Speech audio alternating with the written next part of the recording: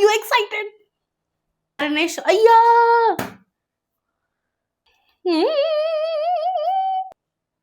नमस्कार मंडळी, स्वागत आहे तुमचं परत माझ्या युट्यूब चॅनल मध्ये, ज्याचं नाव आहे जस्ट बग बग.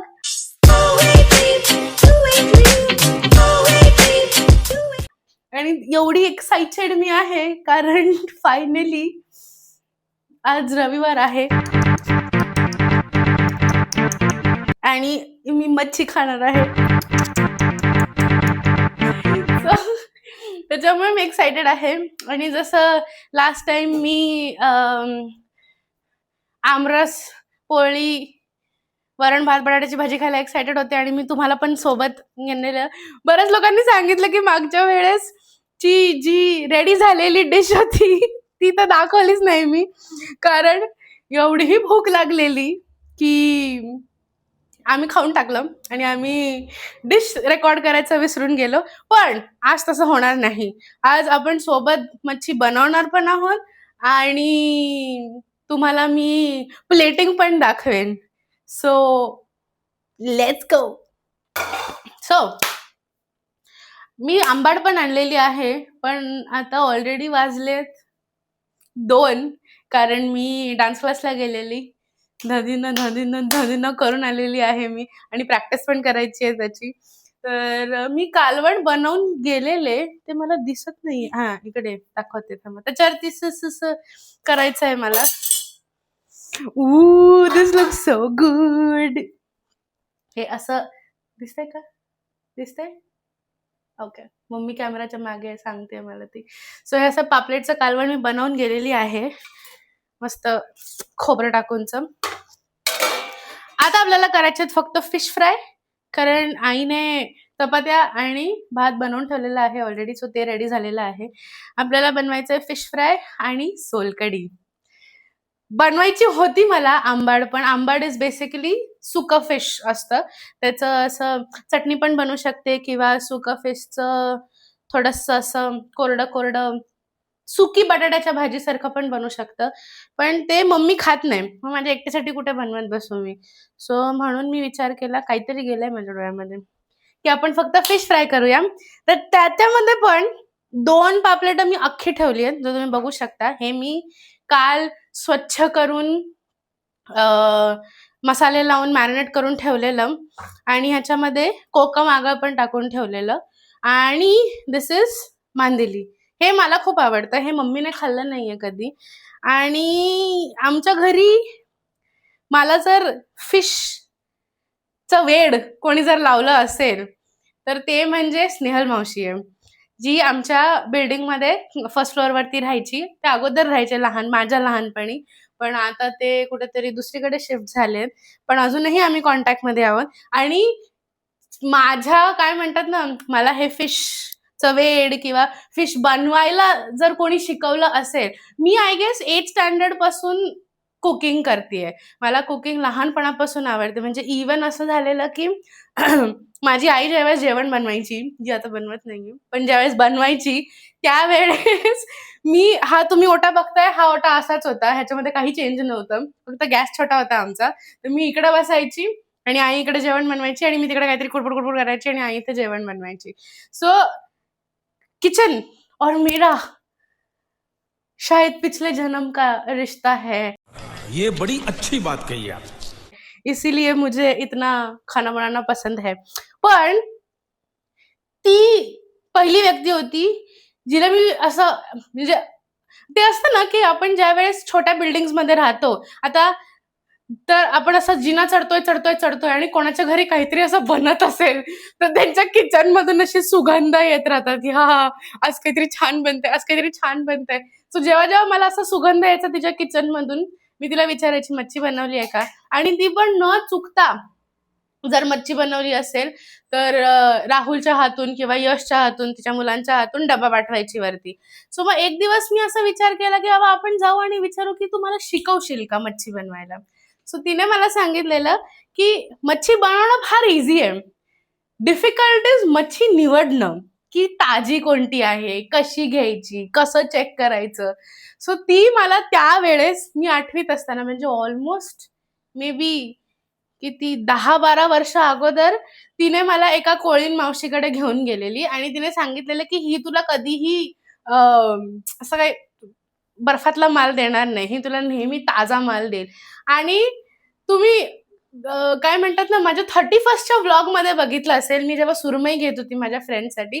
सो 31st व्लॉगमध्ये जी कोळीण मावशी तुम्ही बघितली, ती कोळीण मावशी माझी तेव्हापासूनची आतापर्यंत तीच आहे, चेंज झालीच नाहीये. मी गेली की मी आधी मच्छी मार्केटमध्ये तिला शोधते की कुठे आहे रे दिशा, कुठे कुठे कुठे, आणि मग जाऊन तिच्याकडूनच मच्छी घेते.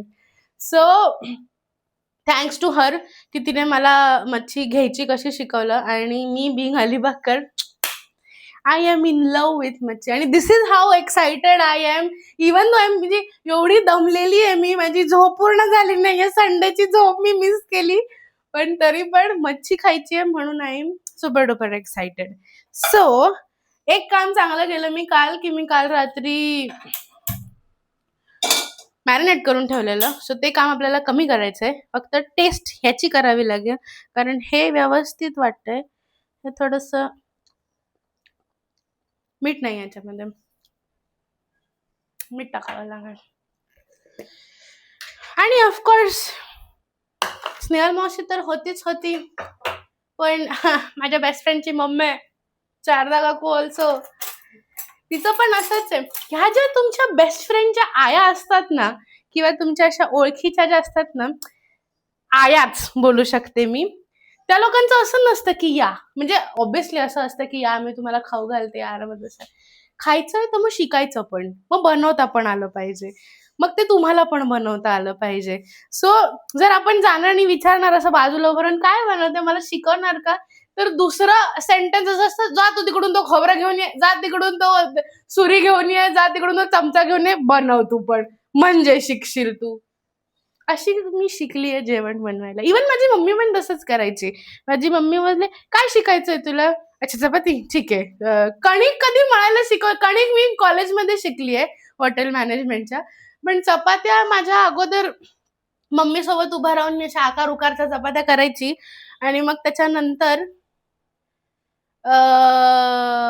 आता माझ्या चपात्या चंद्रासारख्या गोल येतात. हे असतं की साफ करायला जाम जीवावर येते, पण ते साफ होता होत नसते. हे तुम्हाला कोणत्या पण कोकणी माणसाच्या घरी मिळेलच मिळेल. आम्ही कोकणी नाही आहोत, अलिबागने आम्हाला कोकणी बनवलंय. अख्खा मासा जेव्हा खायची वेळ येते ना, त्यावेळेस तर ठीक आहे, पण ज्यावेळेस असे छोटे छोटे पीसेस खायची वेळ येते ना, त्यावेळेस मला शेपटीचा भाग फार आवडतो.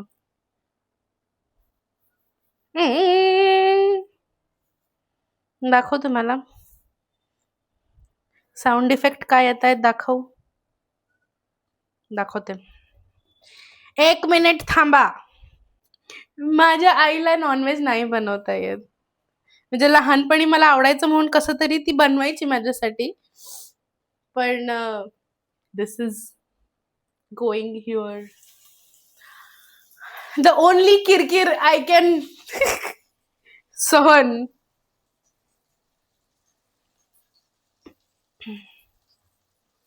सो एक मोठा आपण माझ्यासाठी तळणार आहोत, आणि 2-3 छोटू माझ्या मम्मीसाठी.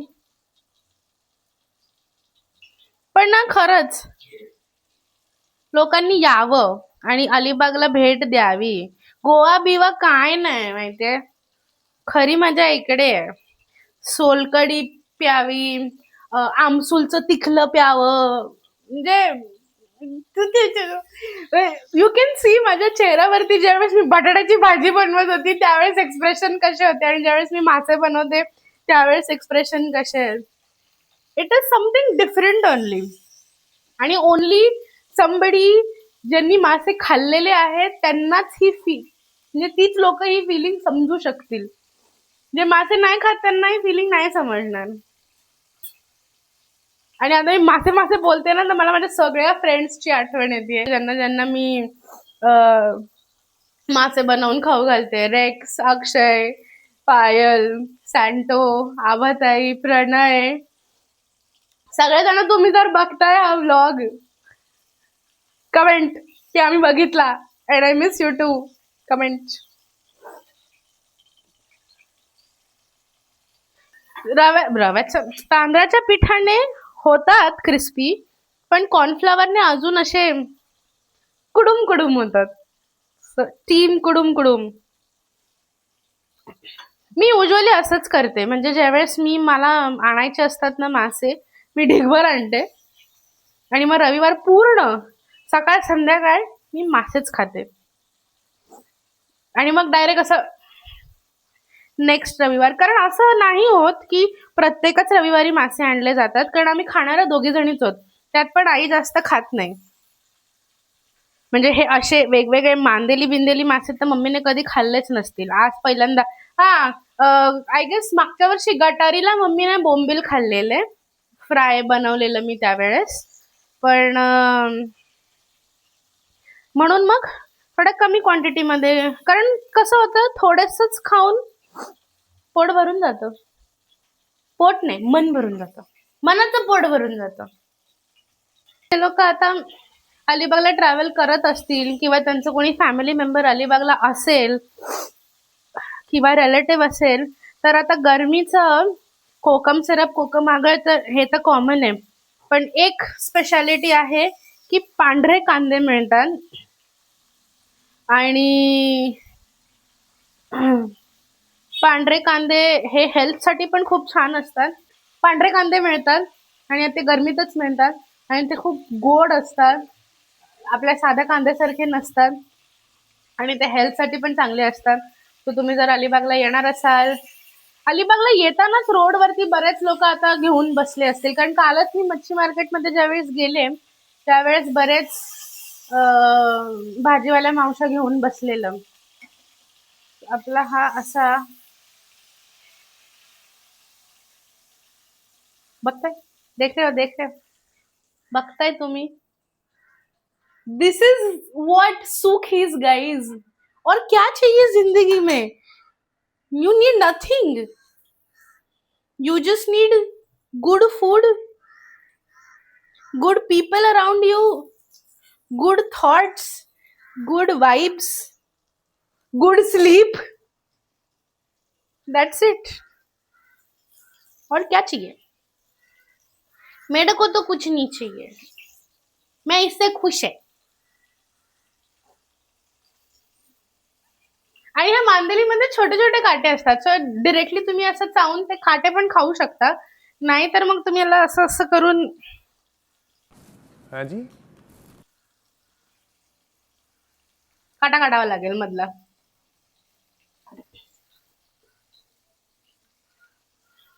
जे लोक अस्खलित खाणारे आहेत माझ्या आईच्या भाषेमध्ये, ते लोक नाही काटा काढत, असंच खातात. जे लोक नवीन नवीन आहेत ते लोक काढतात काटे. ट्रिक माहितीये कशात आहे? खेकडा खाण्यामध्ये.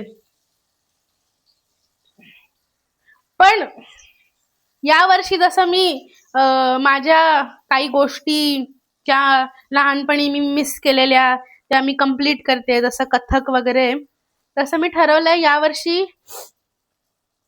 काहीही झालं तरी 3 गोष्टी बनवायला शिकायच्या आहेत, ज्या येतात मला, पण I am not perfect in it.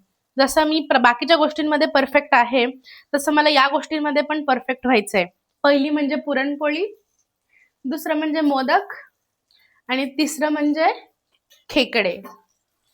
या 3 गोष्टी मला यावर्षी काही करून शिकायचंय आणि आय एम प्रिटी शुअर या तिन्ही गोष्टी मला एका घरात शिकायला मिळतील.